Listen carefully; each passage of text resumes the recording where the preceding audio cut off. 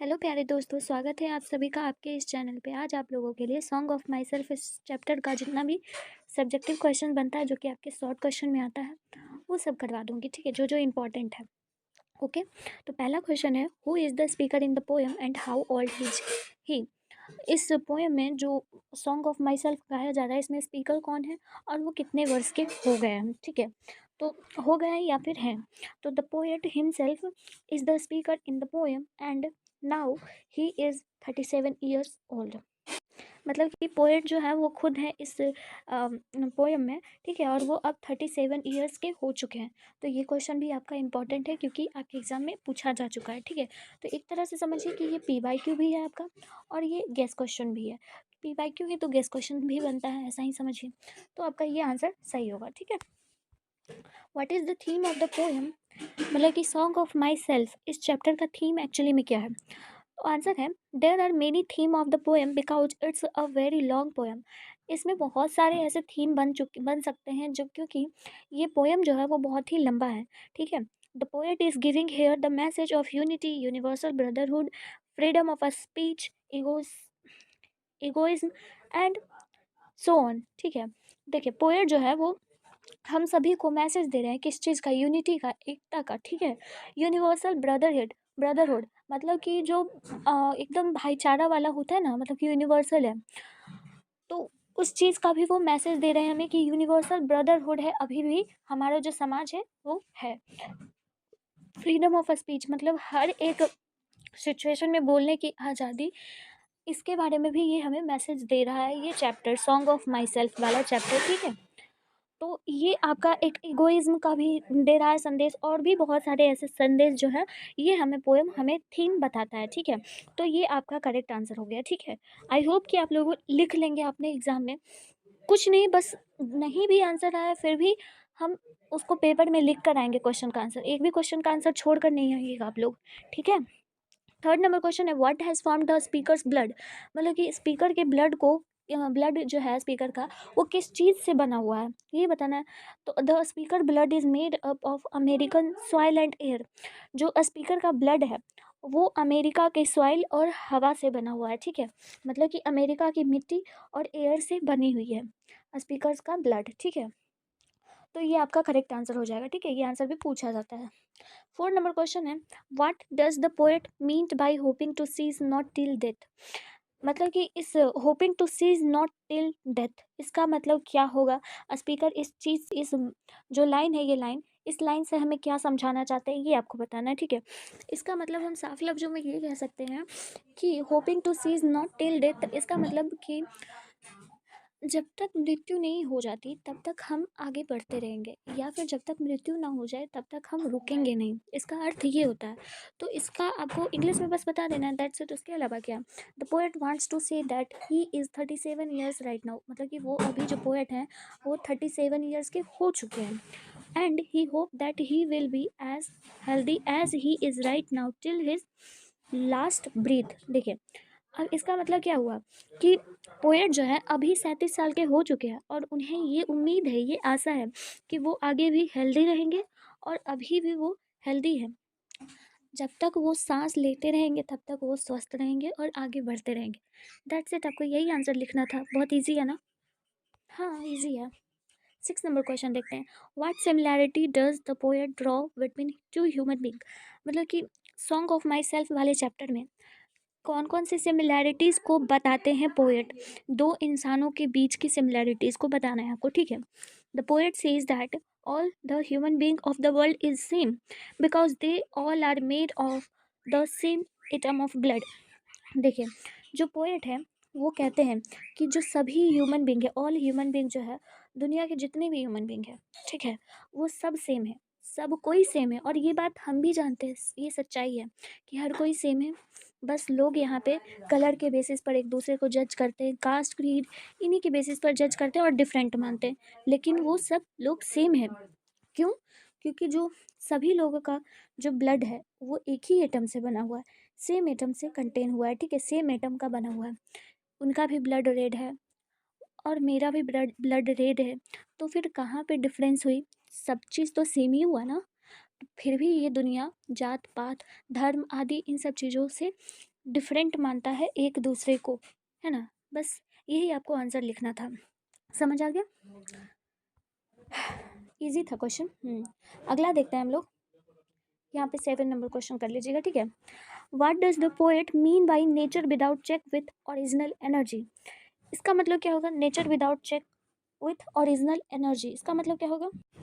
देखिए, इसका इस लाइन का मतलब ये होगा कि जो नेचर है वो मतलब ओरिजिनल एनर्जी जो है, वो नेचर हमें कभी भी चेक करके नहीं देती कि हमें अगले दिन कौन सा सुख मिलेगा या कौन सा दुख मिलेगा। यानी कि साफ लफ्ज़ों में यहाँ कहा गया है कि नेचर जो है ना, वो बिना चेक किए हमें ओरिजिनल चीज़ें देती है जो हमें डे टू डे लाइफ में मिलती है, ठीक है। तो इसका आंसर आप कैसे लिखोगे, देखो इसका आंसर ऐसे लिखना, nature without check with original energy. By this line the poet means that he believed in good and bad aspects of life.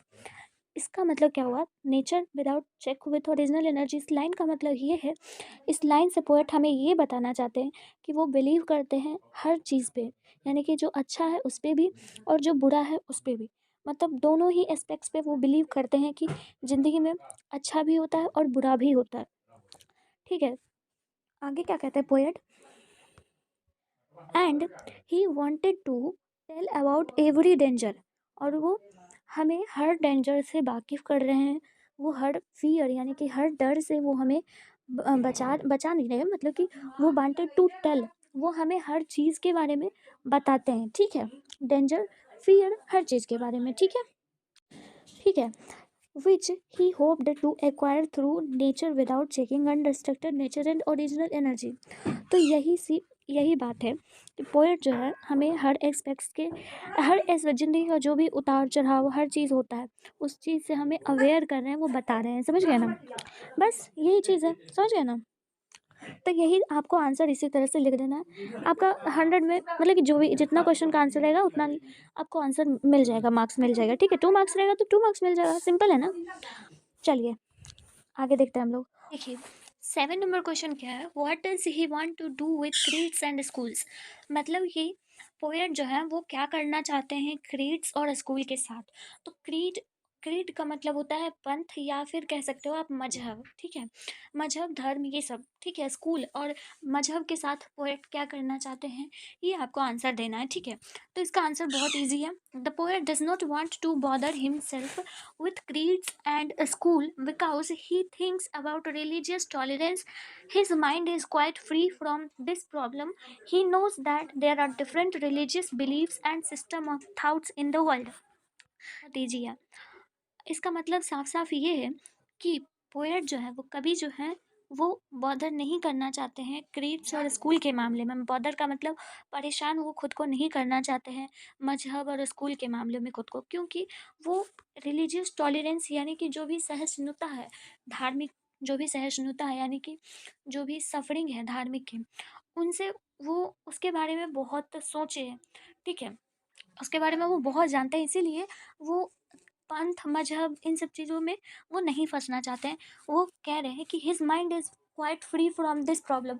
उनकी जो ये माइंड है ना, वो इस प्रॉब्लम से बहुत आगे निकल चुकी है, फ्री है, ठीक है। वो जानते हैं कि अलग-अलग धर्म के लोग अलग-अलग उनकी जो बिलीफ है, विश्वास है, वो होती हैं।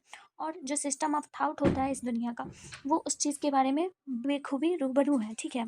इसीलिए वो खुद को क्रीड और स्कूल के मामले में नहीं बॉदर करना चाहते, समझ गए, बहुत ईजी था, ठीक है। अब आगे हम लोग देखते हैं 8 number, what does the poet observe in summer. Summer में पोएट क्या ऑब्जर्व करते हैं, जब वो सॉन्ग ऑफ माई सेल्फ ये पोएम लिख रहे थे तो समर में कौन सा क्या वो ऑब्जर्व करते हैं poet. The poet in song of my self celebrates his own self. The poet says that he will sing song myself for every item belonging to me as good belonging to you. He loafs on the grass in summer and invites his soul to appear. He relates that he has been formed from this soil, for he was born hers, so were his parents, grandparents and great grandparents. देखिए, इतना आपको लंबा लिखना है तो आप लिख सकते हो, बाकी मैं समझा देती हूँ आप लोगों को कि पोएट जो है वो सॉन्ग ऑफ माई सेल्फ में खुद को गाते हैं, ठीक है। इसमें वो खुद को गाते हैं, वो बताते हैं कि मेरे लिए जो अच्छा है वो आपके लिए भी अच्छा है, जो आपके लिए अच्छा है वो मेरे लिए भी अच्छा है, ठीक है। वो ग्रास पे, समर में जो है वो ग्रास पे वो लेटे रहते हैं, वो चलते हैं ग्रास पे, घासों पे, और वो अपीयर करते हैं, मतलब कि देखते हैं कि जो भी ग्रास की जो नोकीले नोक्स निकली हुई रहती है, स्पीयर उसी को बोलते हैं। तो वो चीज़ को वो देखते हैं समर में, ठीक है, और वो खुद को रिलेट करते हैं उस मिट्टी से जो भी ग्रास में है, ठीक है। और वो कहते हैं कि ये जो मिट्टी है, इन्होंने ही तो मुझे जन्म दिया है, मिट्टी ने ही जन्म दिया है, यही मेरे पेरेंट्स का भी जन्म हुआ है, मेरे ग्रैंड पेरेंट्स का भी, सबका तो जन्म यही हुआ है ना। तो वो इस साइल से खुद को रिलेट करते हैं, अपना एक रिलेशन दर्शाते हैं समर में, ठीक है, पोएट। तो आप ये भी आंसर लिखते हो शॉर्ट फॉर्म में, एक पॉइंट वाइज करके, लास्ट में ये भी आंसर लिख सकते हो, ठीक है। He observe a spear of summer grass, मतलब कि वो जो है वो स्पीयर घास की जो नुकीली होती है, इस तरह से घास निकली हुई रहती है ना, हाँ।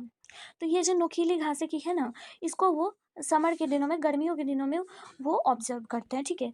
आप लास्ट में पॉइंट में करके ये भी लिख सकते हो, और बाकी ये जो इन दोनों, इन सब का रिलेशन ये सब बताते हैं, वो भी आप लिख सकते हो, ठीक है। तो ये 8 क्वेश्चन आपके लिए बहुत इंपॉर्टेंट था इस चैप्टर का। आई होप कि आप लोगों को समझ आ गया होगा, कोई दिक्कत नहीं हुआ होगा, ठीक है। तो ज़रूर से ज़रूर याद कर लीजिएगा आप लोग। ऐसे तो मैं आप लोगों को समझाती हूँ, तो याद करने की भी ज़रूरत नहीं है, बस एक बार आप लोग देख लीजिएगा, ठीक है। चलिए मिलती हूँ मैं किसी और नेक्स्ट इंपॉर्टेंट टॉपिक के साथ, तब तक के लिए बाय बाय।